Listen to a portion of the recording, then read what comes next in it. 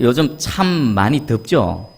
네, 나가면은 그냥 전체가 사우나탕에 들어와 있는 그런 느낌입니다. 네, 무더운 여름날, 비록 몸은 덥지만 하나님의 은혜 가운데 우리 영혼육이 시원하게 그렇게 잘 건강하게 지내기를 간절히 소망합니다. 자, 우리 지금 나라가 많이 어렵고 그런데, 자, 이 무엇 때문에 그럴까요? 현상은 그 본질이 있습니다. 지금 이렇게 되니 하나님의 말씀에 보면 답이 다 있습니다. 백성이 악하면 하나님이 지도자를 어떤 지도자를 세우신다고요? 악한 지도자를 세웁니다. 그러면 악한 지도자가 지금 있다라는 것은 그 땅의 백성들이 어떻다라는 겁니까? 악하다라는 겁니다. 생선이 썩으면 뭐가 없어서 썩습니까? 소금이 없어서 썩는 겁니다. 빛이 어둠이 같이 있다라면 뭐가 없는 겁니까? 빛이 없는 겁니다. 지금 이 땅의 백성은 악하고요. 이 땅에 소금 역할을 해야 될 소금이 없습니다. 이 땅이 어두운 것은 빛이 없기 때문입니다. 그러면 소금과 빛의 역할은 누가 해야 됩니까? 예수 믿는 사람들, 예수 믿는 교회, 예수 믿는 성도.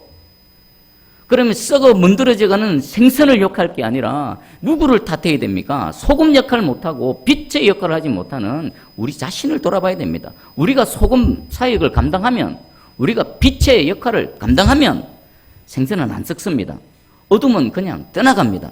오늘 예배 드릴 때에 우리 존재가 다시금 하나님의 그 원래의 원형으로 소금으로 회복되어지기를, 빛을 덧입어서 어두운 세상 가운데 빛을 발하는 저와 여러분, 우리 한국 모든 예배드리는 교회 되어지기를 주님의 이름으로 축복합니다. 아멘. 자, 지금 이제 산상수훈 우리 계속 보고 있는데, 지난 시간은 더 나은 의입니다. 더 나은 의가 뭔가? 지금 예수님 당시에 유대인들과 많은 사람들은 예수님에 대해서 오해를 했습니다. 크게 두 가지입니다. 예수님이 뭐 하시는 분인가? 예수님 율법 폐하러 왔는가? 근데 예수님 말씀하십니다. 아니다. 나는 율법을 완성하러 온 율법의 완성자다. 그리고 말씀에 대해서도요, 오해하고 있었습니다. 그 말씀을 해석하고 적용할 때에 자의적으로 해석하고 왜곡하고 비틀고 변질시키고 축소시키고, 그래서 하나님께서 원래 주신 그 말씀의 동기, 의도들을, 본질을 놓치고 있는 겁니다. 자, 그러면 오늘날은 어떨까요? 오늘날 우리 하나님의 백성들은 어떻겠습니까? 비슷한 것 같습니다. 예수님은 우리의 구원자 되십니다. 예수 그리스도를 믿는 그 믿음의 소유자들에게 하나님은 우리 예수 그리스도가 구원자 되시게 하십니다. 근데 동시에 또 예수님은 우리에게 무엇이 되십니까? 장차 오셔서 뭐 하십니까? 우리를 심판하실 심판자가 되십니다.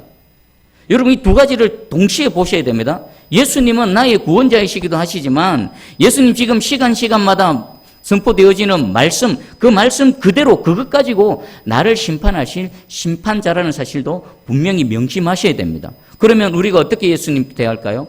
예수님 말씀을 어떻게 대할까요?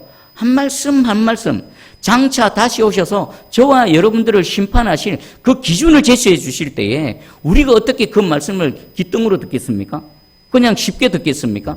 눈을 부릅뜨고 귀를 쫑긋하고 저 말씀의 의미가 뭔가? 나는 지금 과연 바로 서 있는가? 나는 지금 제대로 가고 있는가? 똑바로 봐야 되는 겁니다.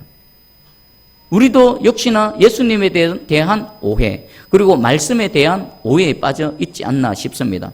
오늘 우리 예수님께서 직접 율법의 말씀들을 예를 드시면서 저자직강을 하실 겁니다. 여러분, 저자직강이 뭔지 아십니까? 저자직강. 한때 유행했습니다. 학원에 원장님들이 책을 막 펴냈습니다. 수학 선생님은 수학책을 펴내고요.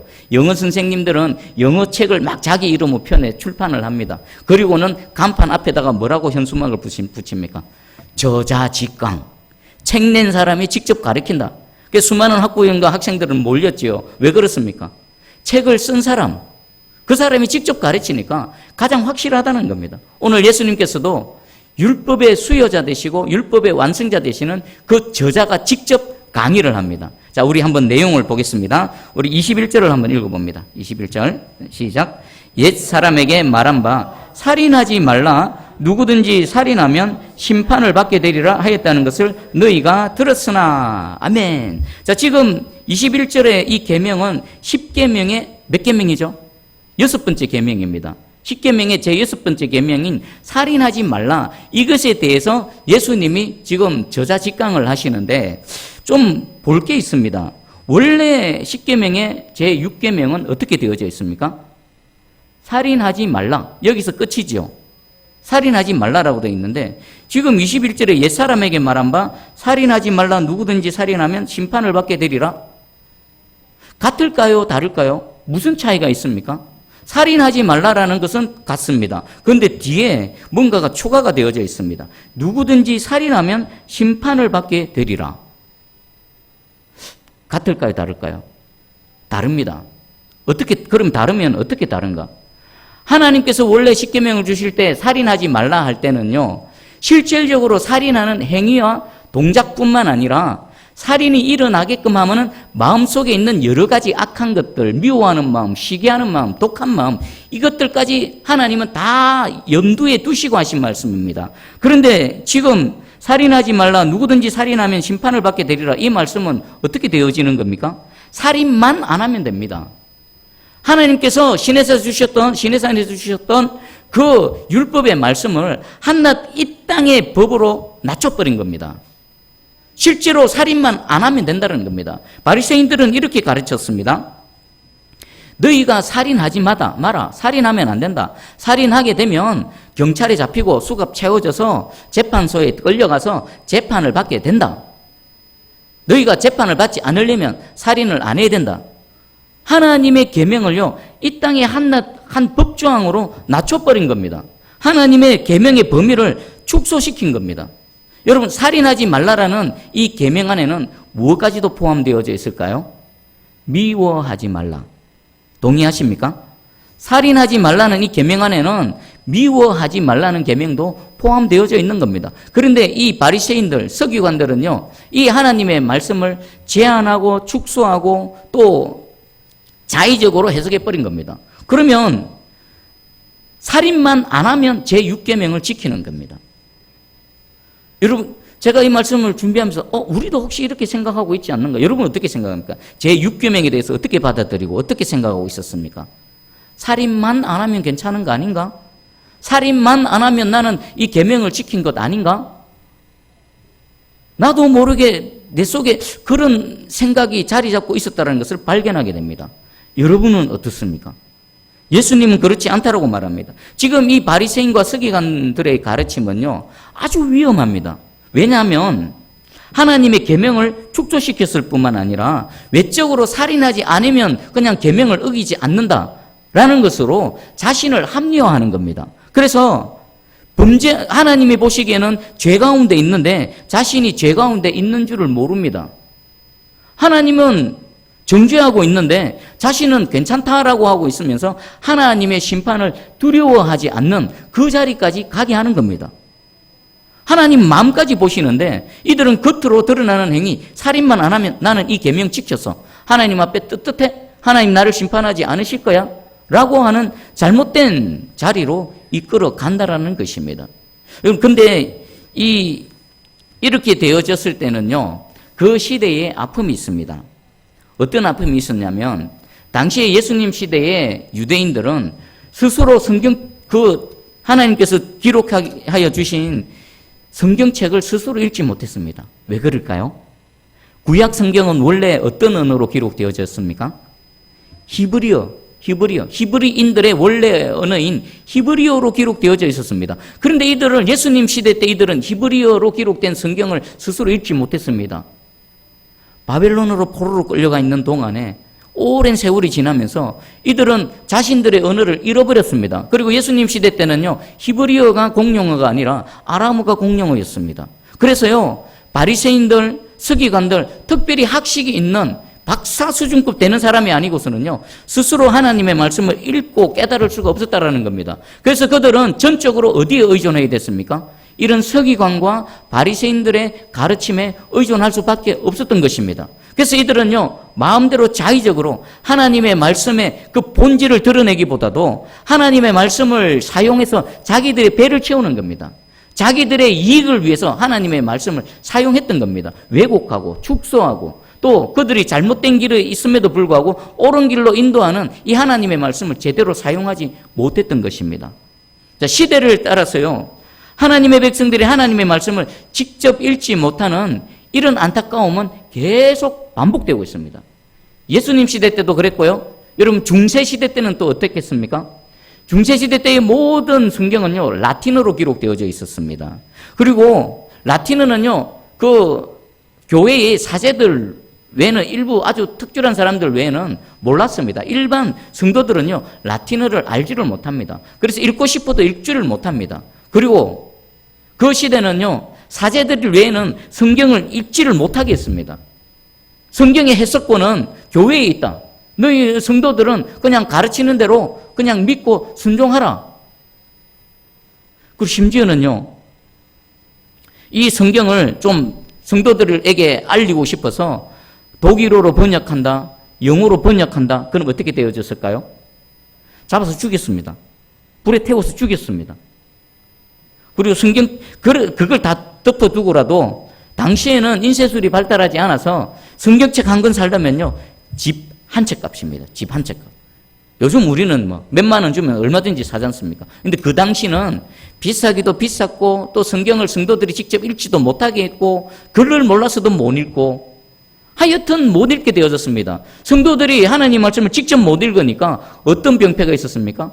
바로 예수님 시대 때 서기관과 바리새인들이 행했던 것처럼 이 교회의 사제들이 이 하나님의 말씀으로 정확하게 백성들을 가르치고 인도한 것이 아니라 자신들만을 위해서 헛되게 사용한 겁니다. 그래서 종교개혁이 일어난 겁니다. 루터가 그래서 반기를 들고 일어났고요. 수많은 하나님의 백성들이 이렇게는 신앙생활을 못하겠다. 루터가 종교개혁을 일으키면서 제일 먼저 한 게 뭔지 아십니까? 성경 번역입니다. 독일어로 번역한, 숨어서 성경을 번역했습니다. 왜 그랬을까요? 하나님의 백성들이 직접 하나님의 글을 읽을 수 있도록, 성경 말씀을 직접 읽을 수 있도록 하기 위해서 그렇게 한 겁니다. 자, 그러면 오늘날은 어떻습니까? 오늘날은 뭐 믿는 성도들 집에 가면 성경 몇 권 정도는 그냥 있습니다. 그리고 돈 몇만 원만 주면 얼마든지 성경을 우리가 구입해서 읽을 수 있습니다. 근데 이게 쉽게 왔을까요? 100년 전에 한글 성경이 번역되어지기 전에 개신교 선교사님들 이게 1년, 2년으로 되어졌습니까? 평생을 바쳤습니다. 한자 성경 갖다 놓고, 원어 성경 갖다 놓고, 또 옆에 조선인 중에 좀 똘똘한 사람들 데려다 놓고 가르쳐 가면서 우리 한글 조선의 단어 중에서 원어 성경에 가장 합당한 표현들을 한 단어 골라내어서 그렇게 번역했습니다. 수십 년이 걸렸습니다. 우리는 너무도 쉽게 성경을 이렇게 대하고 있지만 이것이 우리에게 전달되어지기까지 중세시대 때 수많은 사람들이 목숨을 잃었고 피를 흘렸습니다. 그리고 100년 전에 이 땅에 들어온 선교사님들이 평생을 헌신하면서 우리에게 이 성경을 주셨습니다. 자, 그런데 얼마든지 펼쳐서 읽을 수 있는 그런 환경은 조성되어져 있습니다. 그럼에도 불구하고요, 예수님 시대 때에 하나님 말씀을 직접 못 읽었던 그들, 중세 시대 때에 직접 하나님의 말씀을 읽지 못했던 그 사람들과 오늘날 우리와 별반 차이가 없는 것 같습니다. 왜 그렇습니까? 지금은 얼마든지 읽으면 읽을 수 있는데 안 읽습니다. 여러분 가슴에 손을 얹고 한번 생각해요. 한 주 동안 내가 과연 이 하나님의 말씀 직접 읽을 때 가장 강력하게 역사하시고 직접 읽을 때 직접 성령으로 역사하시는 하나님의 말씀을 얼마나 펼치셔서 읽으셨습니까?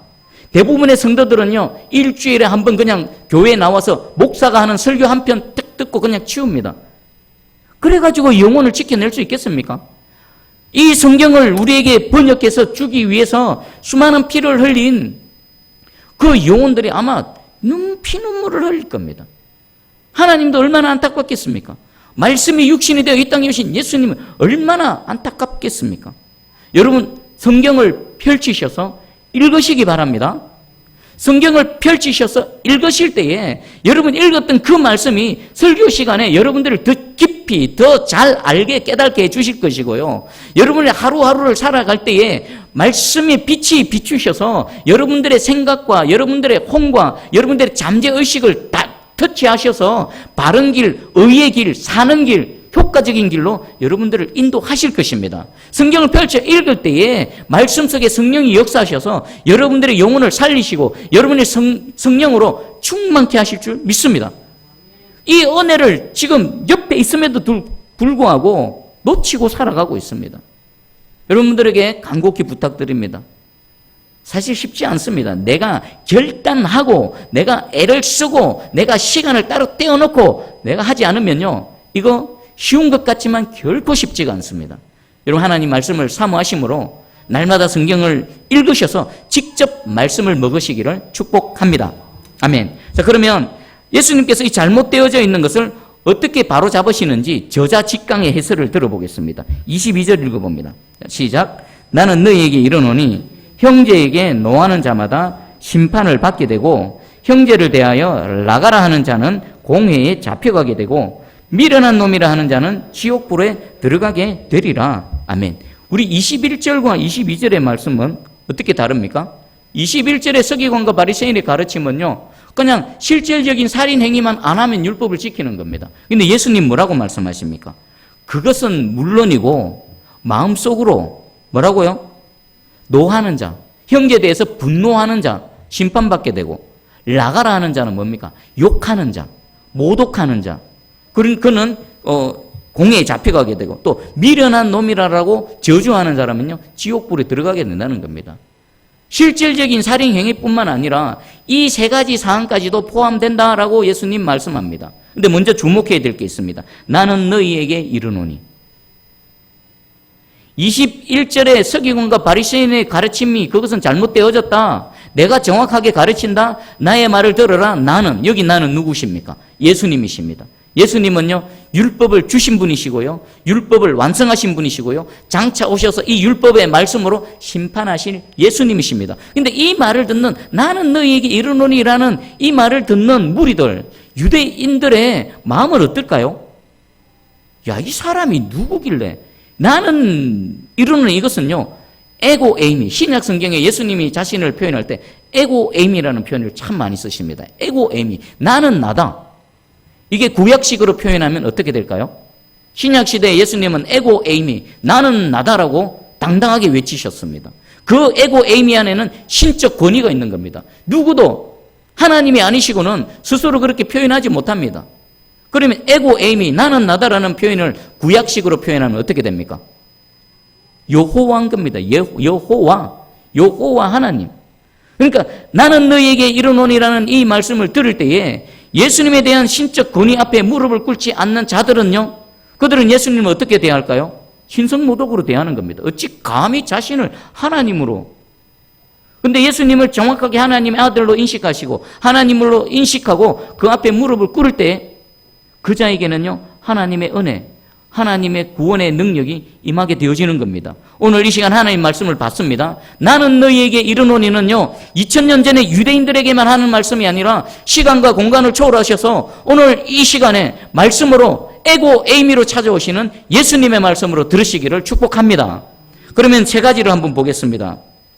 형제에게 노한다, 분노하는 거, 형제에게 분노하는 거, 이것은 심판을 받게 된다고 말합니다. 그러면 분노하는 모든 것들은 잘못되어졌을까요? 다른 번역서에 보면요, 까닭 없이 분노한다, 까닭 없이 노한다. 그러니까 분노 중에서도요, 경건한 분노가 있고 또 부당한 분노가 있습니다. 우리 아드핑크 목사님은 이 부분을 이렇게 설명했습니다. 제가 읽어드리니까 잘 들어보십시오. 경건한 분노는 사랑이나 의에서 출발하여 상대편을 선으로 이끌게 함을 목표로 하며 하나님의 영광을 기대하는 분노, 즉 죄에 대한 의로운 분노라는 겁니다. 우리가 분노할 수는 있습니다. 근데 경건한 분노는요, 분노하는 목적이 하나님의 의를 이루기 위한 겁니다. 죄에 의해서 죄에 끌려다니며 죄 가운데 있는 자를 하나님의 의로 이끌기 위한 그런 목표, 그런 마음으로 분을 내는 것을 경건한 분노라는 겁니다. 그러면 부당한 분노, 불의한 분노는 뭘까요? 악의적인 마음으로 자만에서 출발해요, 상대에게 상처를 입히고 싶어하는 마음입니다.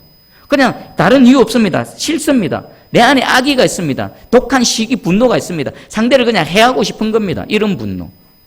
여러분, 한 주 동안 여러분 마음의 상태를 점검해 보십시오. 어떤 분노로 살아오셨습니까? 혹시 누군가를 향해 불의한 분노로 계시진 않으십니까? 예수님 말씀하십니다.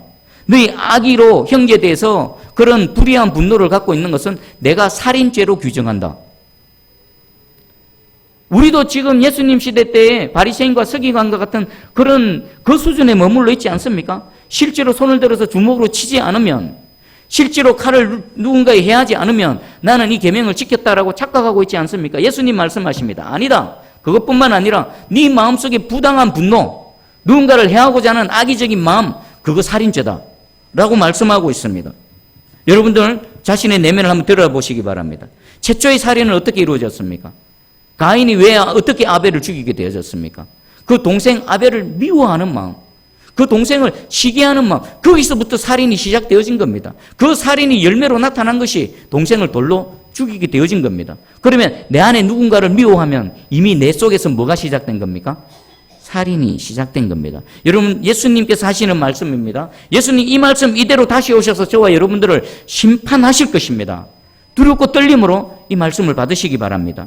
그리고 두 번째 형제에 대해서 라가라는 자, 라가라는 것은요, 욕하는 겁니다. 욕. 누군가를 이 뜻이 뭐냐면 머리가 텅 빈, 우리 머리가 텅 빈다 그러죠. 생각 없는, 골빈 이렇게 얘기하고 있죠. 멍청하다. 이것은 뭘까요? 욕은 뭐겠습니까? 욕을 할 때 어떤 일이 일어납니까? 그 인격을 모독하는 거지요.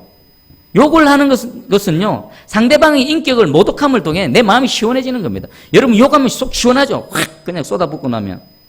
그게 뭡니까? 내 안에 이 악한 본성이 있는 겁니다. 상대의 인격을 모독함을 통해 내 마음이 시원해지. 그거는 성령의 생각이 아니고요, 하나님이 하시는 게 아닙니다. 죄로 인해서 타락하고 부패한 내 본성에 남아있는 그 무엇이 그 일을 하게 하는 겁니다. 그럼 욕을 하게 되면요, 성령의 영향을 받는 게 아니라 그 죄의 영향을 받는 겁니다. 예수님 그것을 지적하시는 겁니다. 남을 비아냥거리는 거, 뒷담화 까는 거, 왕따시키는 거, 그리고 또 사람 있는데 없는 것처럼 투명인과 취급하는 거, 이 모든 것들이 우리 예수님 말씀하십니다. 그것도 살인이다. 얘들아, 그것도 살인이다 라고 말씀하십니다. 그리고 세 번째, 미련한 놈, 이것은요 특별히 하나님에 대해서 이렇게 저주하는 말입니다. 하나님도 모르는 놈, 하나님 배반한 자, 배교자, 이런 신적인 그 저주로서 하는 말입니다. 이런 사람들에게는요, 지옥불에 들어간다. 경멸하고 모든 욕지거리, 그리고 악한 마음에서 나오는 모든 악의적인 표현을 예수님은 뭐라고 규정하신다고요? 살인이다라고 규정하시는 겁니다. 자, 그러면 이 말씀으로 보면요, 우리는 얼마나 많은 살인을 저지르며 얼마나 자주 살인하며 지금 살아왔었습니까? 이 말씀이 진짜 예수님의 말씀, 진짜 우리를 심판하시는 하나님의 말씀이라고 우리가 인정한다면 저부터도 그리고 여러분도 얼마나 우리는 자주 많이 살인죄에 해당하는 그런 죄를 저지르며 살아왔습니까? 먼저는 인정하셔야 됩니다. 먼저는 그것을 고백하셔야 되는 겁니다. 그래야 그 다음 답이 나오는 겁니다. 이거는 그냥 예수님 그냥 말씀이야. 예수님 그냥 하나의 예화일 뿐이야, 비유일 뿐이야 라고 하면요, 이것은 저와 여러분의 아무런 의미도 없습니다. 하지만 분명한 것은요, 예수님 다시 오셔서 이 말씀 그대로 가지고 우리를 심판하실 것입니다. 왜요? 종을 통해서 알려주셨기 때문에. 이 말씀을 모르는 사람보다 이미 여러분들은 이 말씀을 들었습니다. 더 두렵고 떨림으로 이 말씀을 받으셔야만 되는 겁니다. 자, 그러면 이제 예수님께서 이것을 해결하는 방법을 알려주십니다. 저와 여러분은 이미 이런 살인에 해당되는 많은 죄를 저지르며 살아왔습니다. 그런데 여기서 끝난 것이 아니라 예수님이 이것을 해결할 수 있는 방법을 우리에게 제시해 주십니다. 우리 23절, 24절을 읽어보겠습니다. 시작. 그러므로 예물을 제단에 드리려다가 거기서 내 형제에게 원망 들을 만한 일이 있는 것이 생각나거든 예물을 제단 앞에 두고 먼저 가서 형제와 화목하고 그 후에 와서 예물을 드리라. 아멘. 그런 일이 생겼을 때에 예물을 제단에 드리려다가 그런 일이 생각나면, 자, 지금 그런 일이 생각나는 은혜가 있기를 축복합니다. 생각나면 어떻게 하라고요? 예물을 제단 앞에 두고 먼저 가서 뭐 하라고요? 그 형제와 화목하라는 겁니다. 내가 분노했던, 부당하게 미워했던 그 형제와 화목하라는 겁니다. 욕했던, 인격 모독했던 그 형제에게 먼저 화목하라는 것입니다. 그리고 나서 와서 예물을 드리라는 겁니다. 이것은 무슨 의미일까요? 적극적으로 이 문제를 해결하기 위해서 움직여라는 겁니다. 그냥 내버려 두면 안 되고 누군가를 미워했고 누군가에 분노하는 마음이 있었고 누군가의 욕설을 퍼부었고 인격 모독한 일이 있었다라면 그것이 생각난다라면 지금 이 순간 말씀을 듣고 생각난다라면 적극적으로 가서 그것을 해결하라는 겁니다. 내버려 두지 말고. 내버려 두면 뭐도 그냥 계속 남아있습니까? 살인죄도 여전히 남아있는 겁니다. 지금 예수님은 이미 우리가 과거에 저질렀던 그 살인에 해당하는 죄를 해결하는 방법을 제시해 주십니다. 그럼 이것을 실행에 옮겨야 되는 겁니다. 실행에 옮기지 않으면요, 우리 죄는, 그 살인에 해당되는 죄는 여전히 남아있고, 주님 다시 오셔서 심판할 때에 저와 여러분은요, 제6계명을 어긴 그 형벌에 처하게 될 것입니다. 근데 감사하게도 예수님은 해결 방법을 주셨습니다.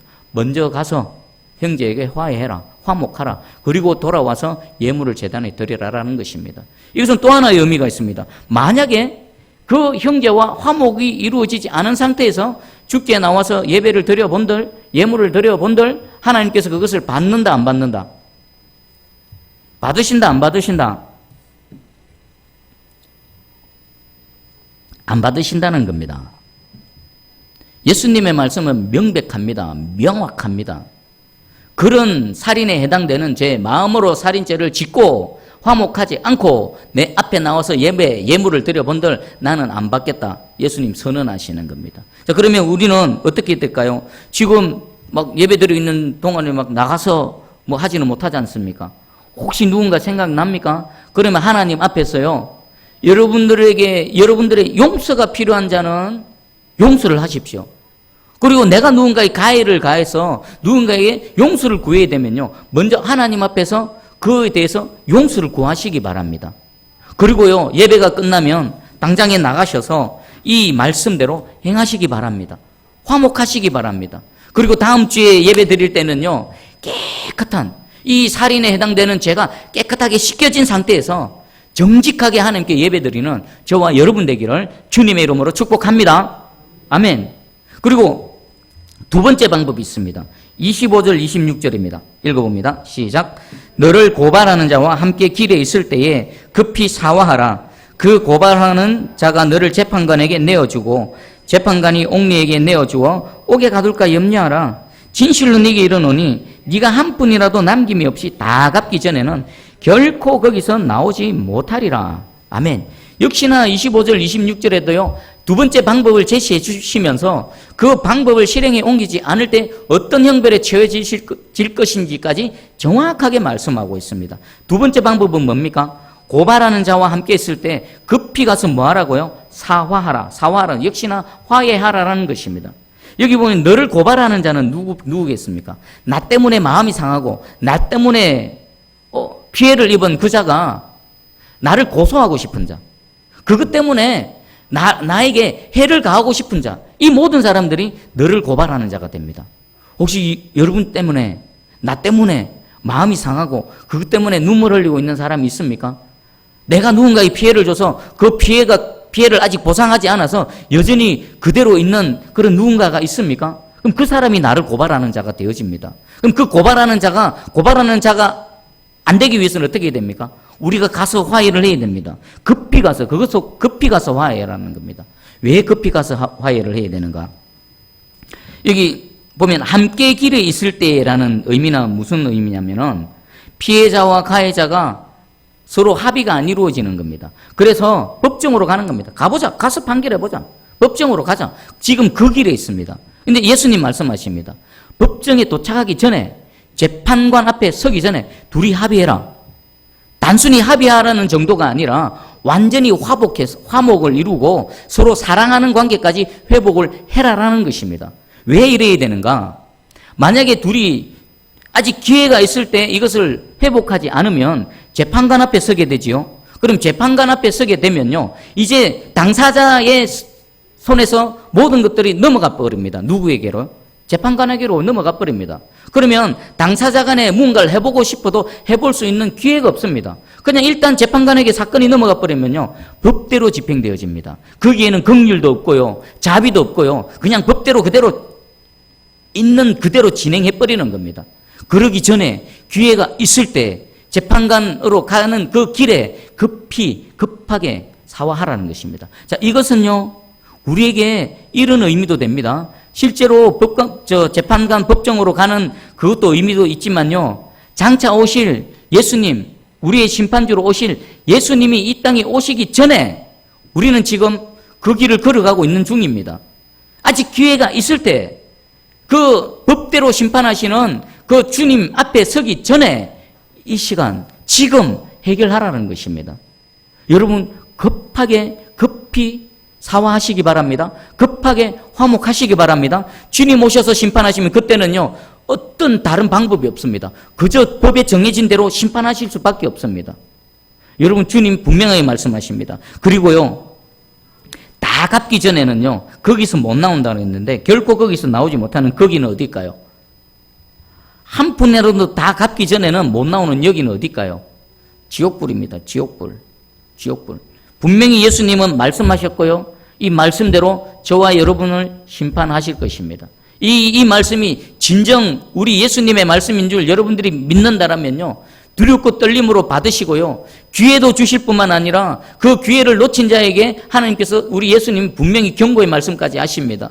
여러분, 이 기회의 말씀을 여러분의 것으로 받으시고요, 우리가 그동안 모르고 알게 모르게 범해왔던 제6계명, 살인에 해당되는 죄, 그 모든 것들을 다 해결하시고 우리 다음 주에는 진짜 깨끗하게 주님 앞에 나와서 하나님 예배드리는 저와 여러분 되기를 축복합니다. 마무리를 하겠습니다. 제6계명 살인하지 말라는 것은요, 그냥 행동의 살인만을 해당하는 게 아닙니다. 마음속에 여러 가지 사람에 대한 분노하는 마음, 누군가를 경멸하고 인격 모독하고 저주하는 이 모든 것들이 살인에 해당되어지는 겁니다. 우리는 얼마나 자주 살인죄를 저지르며 지내왔습니까? 하나님께서는 아시고요, 여기에 대한 해결책을 제시해 주십니다. 첫 번째, 먼저 가서 그 분노한 형제에게, 내 때문에 마음 상한 형제에게 가서 화해해라, 화목해라.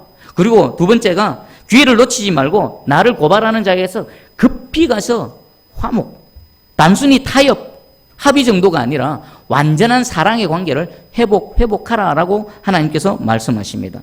자, 우리 한번 이 말씀 붙들고 우리 한번 진실되게 기도하며 나가기 원합니다. 반주해 주시고요. 혹시 오늘 말씀을 듣는 중에 여러분 누군가가 떠오르시지요? 바로 그 사람입니다. 그 사람하고 해결해야 됩니다. 예수님 아십니다. 사람은 몰라도요, 하나님은 아십니다. 그 사람하고 화목해야 된다. 화해해야 된다. 급히 가서 화해해야 된다. 내가 다시 와서 너를 심판하기 전에 그 문제 해결해야 된다. 나는 내가 살기를 원한다. 라고 말씀하십니다. 다 갚지 못한 무엇이 있습니까? 적절한 배상까지 다 해줘야 됩니다. 그 마음이 시원해질 때까지. 하나님, 내가 살인에 해당되는 죄를 저지르면서도 내가 모르고 살아왔습니다. 이제 말씀을 통해 깨달았습니다. 용서해 주시고 하나님께서 제시하신 이 해결책을 내가 믿음으로 실행해 옮겨서 살인에 해당되는 죄에서 벗어나게 해주시고 자유케 해주시고 엉그러져 있는 모든 관계가 하나님의 사랑으로 회복되게 해주시옵소서. 한 푼도 남김없이 다 갚아서 거기에서 빠져나오게 해주시옵소서. 우리 겸손하게 하나님 말씀 붙들고 함께 기도하며 나갑니다. 기도하겠습니다.